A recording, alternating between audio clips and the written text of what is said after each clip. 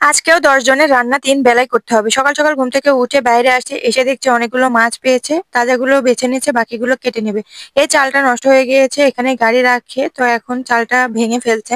ওখান থেকে আসার পরে কিছু মাছ শাশুড়ি মাকে কেটে, বেছে রেখে দিয়ে চলে আসছে সবজি কাটতে। সকাল, সকাল অনেক কয়টা রান্না করতে হবে তো সবজি কাটতেও সময় লাগে। এসে দেখো চুলা ধরিয়ে দিয়েছে, এখানে সবজি ঘাঁটি করা হয়েছে আর ছোট মাছ চচ্চড়ি।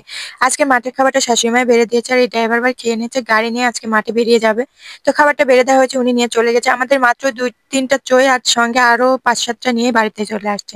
এদিকে আমার বসে থাকা কেউই দেখতে পারে না। চট সেলাই করতে হবে, চাউল ঝাড়বে, তার জন্য তাড়াতাড়ি করে চট সেলাই করে নিতে, নিতে ১২টা বেজে গিয়েছে। গরুর গোয়ালটা পরিষ্কার করে দুপুরে রান্না করতে, করতে অনেকটা লেট হয়ে গেল। ডাউল ঘাঁটি করেছিলাম আর আলু ভর্তা করে খাবারটা বেড়ে দিয়ে দিলাম। উনি নিয়ে ঘরের দিকে গেল কেন বুঝলাম না। তো বিকালে কিছু কাজ কমপ্লিট করার পরে রাতের খাবারটা রেডি করে নিচ্ছি। অনেকটা সবজি করে দিয়ে বাটা মাছ দিয়ে রান্না করে ফেললাম।